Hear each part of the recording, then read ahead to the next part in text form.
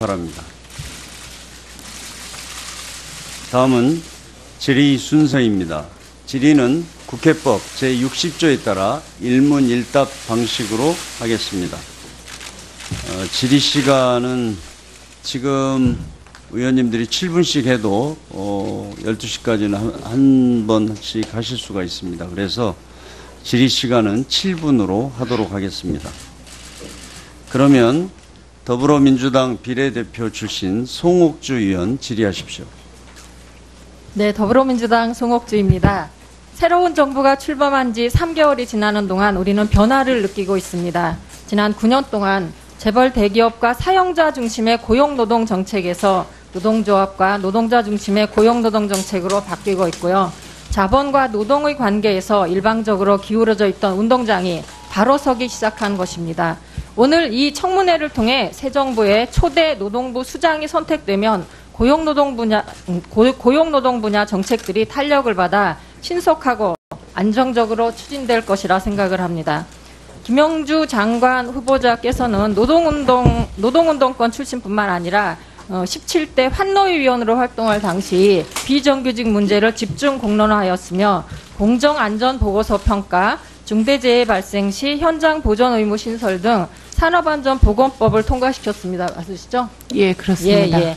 19대 때에는 환노위 위원장으로 재임 당시 주요 노동입법을 둘러싸고 여야 간 대립이 첨예하여 근로자 보호를 위한 법안들이 충분히 논의되기 어려운 상황이었음에도 불구하고 여야 간 이견을 조정 중재하여 다수의 고용노동 관련 법안을 통과시키는 등 현안 해결을 위해 지속적으로 노력하였습니다. 맞으시죠?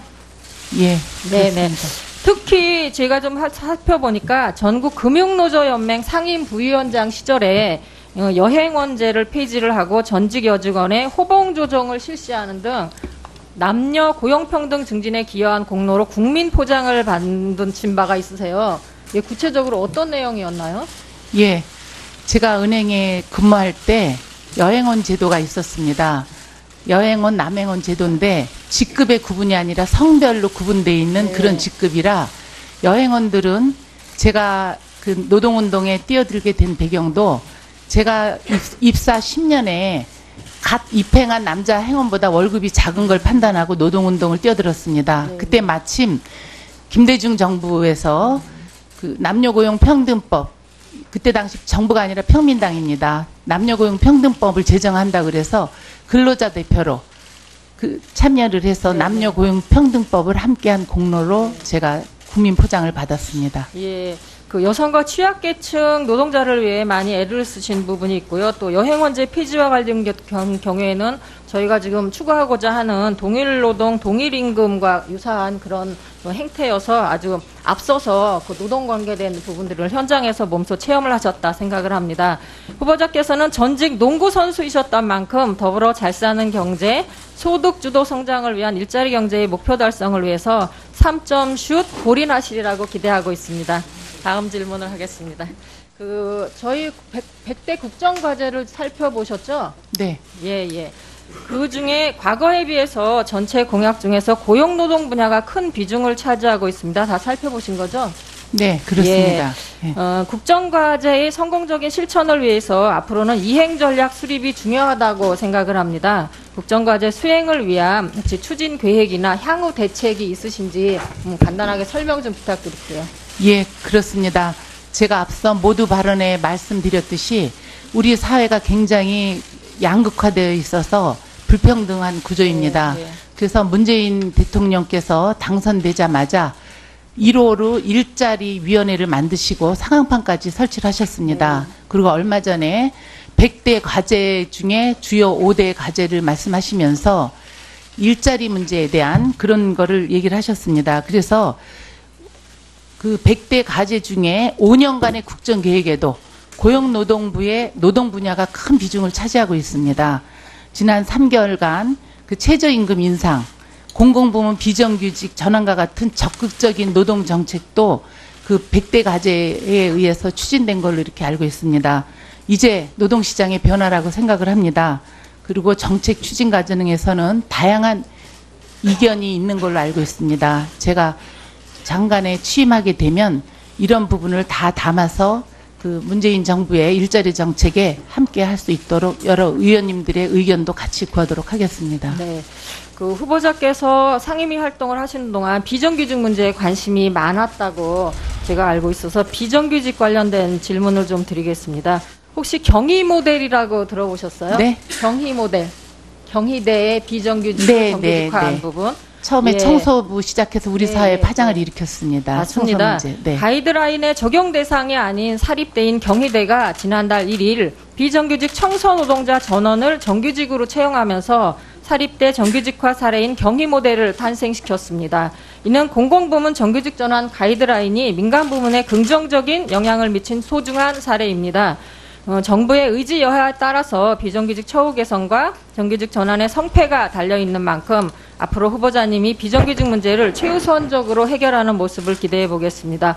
그런데 한편으로는 걱정스러운 부분이 있습니다. 공공부문과 민간부문 할 것 없이 현장에서는 소나기는 피하자 하는 심정으로 정부의 정규직화 정책 의도와 다르게 비정규직 해고 사태가 잇따르고 있다고 합니다.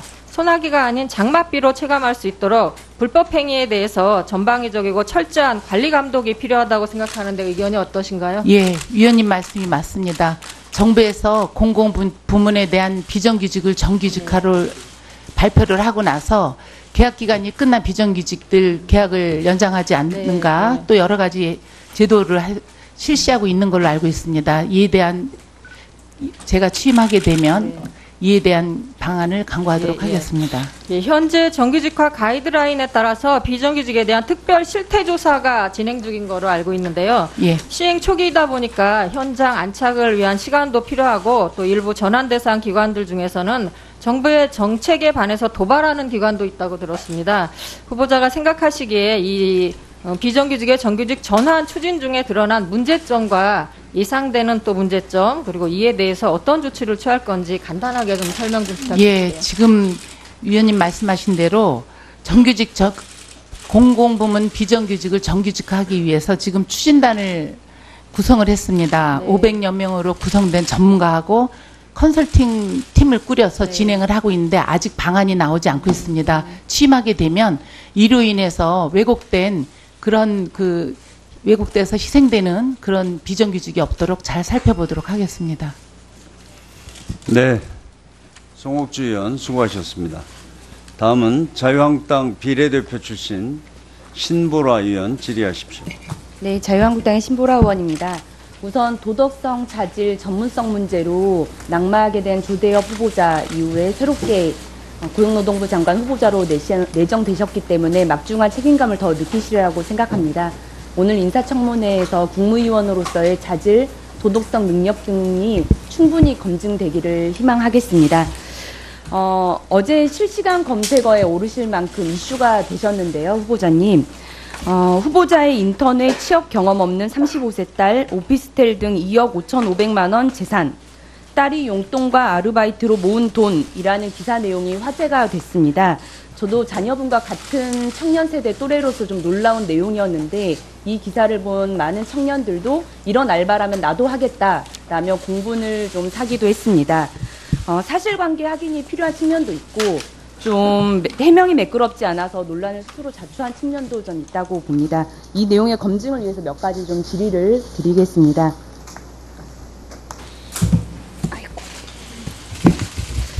네, 인사청문 자료 제출한 내용에 따르면 30대 중반인 후보자의 자녀는 현금 자산, 예금, 차량, 오피스텔 등으로 2억 5,500여만 원의 재산을 가지고 있었습니다. 이 중 예금 자산이 1억 9,200여만 원에 달합니다. 2007년에 4,600만 원이던 예금이 10년 사이에 1억 5,400만 원 이상이 증가를 했습니다. 10년 기간 동안의 제출 자료를 확인해 봤을 때는 자녀는 6개월간의 국회 인턴 경력을 제외하고는 근로소득이나 기타 소득은 없는 것으로 파악이 됐고 동 10년 기간 동안에는 석사와 박사 학위를 따는 수학 생활을 했던 것으로 알고 있습니다. 그렇다면 일정한 소득 없이 어떻게 현금 자산이 이렇게 증가할 수 있었는가 하는 합리적 의구심이 들 수밖에 없는데요. 본 의원이 이와 관련한 자료 제출을 요구했으나 사생활 보호와 개인정보 보호를 이유로 관련 자료들 제출을 거부했습니다. 그래서 몇 가지 사실 확인조차 잘 되지가 않는데요. 그래서 좀 여쭈고 싶은 것이 후보자의 자녀가 이 기간 동안에 일정한 근로소득을 가진 직장을 다닌 적이 있는지에 대한 부분하고요. 그다음에 자녀의 재산 형성 과정에 대해서 딸이 용돈과 아르바이트로 모은 돈, 그리고 자녀의 재산 중 일부 예금 등이 어렸을 때부터 용돈 등으로 오랜 기간에 걸쳐 형성됐다라는 답변이 있었습니다. 이 부분이 국민 눈높이에 맞춰 봤을 때는 상식적으로 납득이 어려운 해명인데요. 어떻게 10년 기간 동안 근로소득이나 일정한 소득 없이 1억 5천만 원 이상의 예금 자산이 증가할 수 있었느냐. 이것이 용돈과 알바라는 내용으로는 절대 설명이 되지 않고 사실상 자녀의 재산 형성에 후보자의 증여가 큰 역할을 했다고밖에 보여지지 않는데 이에 대해서 답변을 좀 부탁드리겠습니다. 예, 먼저 위원님께서 얘기해 주신 거에 대해서 매우 송구스럽게 생각을 합니다. 저도 이번 청문회를 준비하는 과정에 그 35년이 됐든 30년이 됐든 장기적으로 모았어도 1억이 넘으면 증여세가 발생한다는 걸 이번 기회에 알았습니다. 좀 그 부분에 대해서 굉장히 송구스럽게 생각합니다. 그리고 대학교 박사과정을 하면서 4년간 연구조교를 해서 2천만 원의 학교에서 조교 연구비를 받았습니다. 강의도 하고. 그래서 그 자료는 나중에 제가 위원님께서 원하시면 그거를 드리도록 하겠습니다. 그리고 먼저 재산 형성을 하게 된 거에 대해서 좀 간단히 말씀드리면 의원님께서 1억 9천에 대해서 아까 인턴하고 학교 조교 장학금 하면 한 2,500만 원을 본인이 수입을 했습니다. 그리고 지금 얘가 그 금년에 박사과정까지 마쳐서 지금 미국에 공부하러 가 있습니다. 그래서 거기에 그 유학 경비와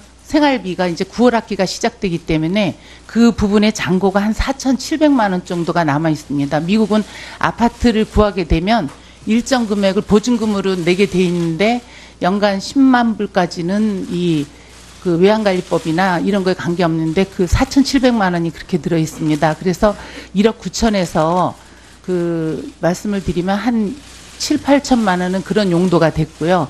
또 그 송구스럽게 생각하는데 그 제 원래 가족이 5녀 1남입니다. 저희 집안이. 그리고 저는 딸이 하나다 보니까 그리고 남편 집은 또 5남매입니다.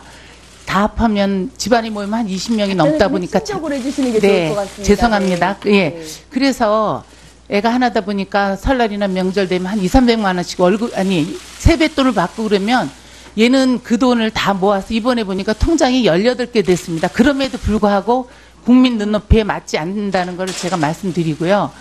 제가 이번에 청문회를 하면서 위원님 죄송합니다. 청문회를 하면서 작년에 얘 그 명의로 오피스텔을 하나 구입을 했습니다. 당시에 이제 남편이 교육기관에 있는데 남편이 정년 2년이 남아있고 얘도 금년에 박사학위를 마치니까 집에 책을 감당할 수가 없어서 딸 명의로 오피스텔을 구입을 하면서 제가 법무사하고 회계사 자문을 받았습니다. 오피스텔 관련권은 제가 추가로 좀 드리는 게 좋을 것 같습니다. 네. 아까 그러면 인턴과 그 연구조교로 수입이 있었다고 하셨는데 인턴 조교를 하셨으면 아마 기타 소득에 분명히 잡혔을 것이라고 생각이 들고요. 장학금으로 그다음에 나왔기 때문에 기타 소득에는 안 들어갑니다. 그리고 사실상 한 3천 정도 된다고 하셨지만 실제 자녀가 신용카드와 직불카드 현금 영수증을 쓴 내역을 보면 2013년부터 2016년 기간 동안 한 해 평균 2천만 원 이상을 소비를 했습니다. 그러면 그 수익이 발생했더라도 그건 소비로 다 직결이 됐을 겁니다. 그러면 유일하게 현금 자산이 1억 5천만 원 이상이 증가한 거는 또 이렇게 잘 해명이 되질 않는 것입니다. 그 부분에 그래서 그 부분에 대한 증여 여부에 대해 솔직하게 네, 결정을 하시는 게 위원님 적합하지 질문에 않을까라고 솔직히 답변 생각합니다. 드리겠습니다. 제가 그 20살부터 직장 생활을 하다 보니까 시어머니를 모시고 있었습니다. 연세가 많으신데. 그래서 그 살림을 우리 애가 도맡아서 했습니다. 20살 되던 해에. 그래서 내 흔차를 주면서 집에 내역을 보시면은 이제 걔가 공개를 안 해줘서 저도 파악은 못하는데 코스트코, 홈플러스 집안 살림을 다 얘가 제 부모 가족 카드로 삼성입니다. 부모 가족 카드로 장을 다 보고 지금도 살림을 가기 전까지 걔가 살림을 도맡아서 시장을 봤기 때문에 그 신용카드가 한 달 우리 생활비에 그 식품 구입한 그걸로 말씀을 드리면 되겠습니다. 나중에 다시 답변하겠습니다. 네, 신보라 의원 수고하셨습니다. 당선되자마자 1호로 일자리 위원회를 만드시고 상황판까지 설치를 하셨습니다. 그리고 얼마 전에 100대 과제 중에 주요 5대 과제를 말씀하시면서 일자리 문제에 대한 그런 거를 얘기를 하셨습니다. 그래서 그 100대 과제 중에 5년간의 국정계획에도 고용노동부의 노동 분야가 큰 비중을 차지하고 있습니다. 지난 3개월간 그 최저임금 인상, 공공부문 비정규직 전환과 같은 적극적인 노동 정책도 그 100대 과제에 의해서 추진된 걸로 이렇게 알고 있습니다. 이제 노동시장의 변화라고 생각을 합니다. 그리고 정책 추진 과정에서는 다양한 이견이 있는 걸로 알고 있습니다. 제가 장관에 취임하게 되면 이런 부분을 다 담아서 그 문재인 정부의 일자리 정책에 함께 할 수 있도록 여러 의원님들의 의견도 같이 구하도록 하겠습니다. 네. 그 후보자께서 상임위 활동을 하시는 동안 비정규직 문제에 관심이 노동 동일임금과 유사한 그런 행태여서 아주 앞서서 그 노동 관계된 부분들을 현장에서 몸소 체험을 하셨다 생각을 합니다. 후보자께서는 전직 농구 선수이셨던 만큼 더불어 잘 사는 경제, 소득 주도 성장을 위한 일자리 경제의 목표 달성을 위해서 3점 슛 골인하시리라고 기대하고 있습니다. 다음 질문을 하겠습니다. 저희 100대 국정과제를 살펴보셨죠? 네. 예. 그 중에 과거에 비해서 전체 공약 중에서 고용노동 분야가 큰 비중을 차지하고 있습니다. 다 살펴보신 거죠? 네, 그렇습니다. 예. 국정과제의 성공적인 실천을 위해서 앞으로는 이행 전략 수립이 중요하다고 생각을 합니다. 국정과제 수행을 위한 혹시 추진 계획이나 향후 대책이 있으신지 간단하게 설명 좀 부탁드릴게요. 예, 그렇습니다. 제가 앞서 모두 발언에 말씀드렸듯이 우리 사회가 굉장히 양극화되어 있어서 불평등한 구조입니다. 네. 그래서 문재인 대통령께서 고용노동 분야 정책들이 탄력을 받아 신속하고 안정적으로 추진될 것이라 생각을 합니다. 김영주 장관 후보자께서는 노동운동권 출신뿐만 아니라 17대 환노위위원으로 활동할 당시 비정규직 문제를 집중 공론화하였으며 공정안전보고서 평가, 중대재해 발생 시 현장 보전 의무 신설 등 산업안전보건법을 통과시켰습니다. 맞으시죠? 예, 그렇습니다. 예. 19대 때에는 환노위 위원장으로 재임 당시 주요 노동입법을 둘러싸고 여야 간 대립이 첨예하여 근로자 보호를 위한 법안들이 충분히 논의되기 어려운 상황이었음에도 불구하고 여야 간 이견을 조정 중재하여 다수의 고용노동 관련 법안을 통과시키는 등 현안 해결을 위해 지속적으로 노력하였습니다. 맞으시죠? 예, 네네. 그렇습니다. 특히 제가 좀 살펴보니까 전국금융노조연맹 상임 부위원장 시절에 여행원제를 폐지를 하고 전직 여직원의 호봉 바랍니다. 다음은 질의 순서입니다. 질의는 국회법 제60조에 따라 일문일답 방식으로 하겠습니다. 질의 시간은 지금 의원님들이 7분씩 해도 12시까지는 한 번씩 하실 수가 있습니다. 그래서 질의 시간은 7분으로 하도록 하겠습니다. 그러면 더불어민주당 비례대표 출신 송옥주 의원 질의하십시오. 네, 더불어민주당 송옥주입니다. 새로운 정부가 출범한 지 3개월이 지나는 동안 우리는 변화를 느끼고 있습니다. 지난 9년 동안 재벌 대기업과 사용자 중심의 고용노동 정책에서 노동조합과 노동자 중심의 고용노동 정책으로 바뀌고 있고요. 자본과 노동의 관계에서 일방적으로 기울어져 있던 운동장이 바로 서기 시작한 것입니다. 오늘 이 청문회를 통해 새 정부의 초대 노동부 수장이 선택되면 고용조정을 실시하는 등 남녀 고용평등 증진에 기여한 공로로 국민 포장을 받은 바가 있으세요. 구체적으로 어떤 내용이었나요?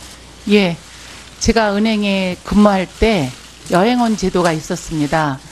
여행원, 남행원 제도인데 직급의 구분이 아니라 성별로 구분되어 있는 네. 그런 직급이라 여행원들은 제가 그 노동운동에 뛰어들게 된 배경도 제가 입사 10년에 갓 입행한 남자 행원보다 월급이 작은 걸 판단하고 노동운동을 뛰어들었습니다. 네. 그때 마침 김대중 정부에서 그 남녀고용평등법, 그때 당시 정부가 아니라 평민당입니다. 남녀고용평등법을 제정한다 그래서 근로자 대표로 그 참여를 해서 남녀고용평등법을 함께한 공로로 제가 국민포장을 받았습니다. 예, 그 여성과 취약계층 노동자를 위해 많이 애를 쓰신 부분이 있고요. 또 여행원제 폐지와 관련 경우에는 저희가 지금 추구하고자 하는 동일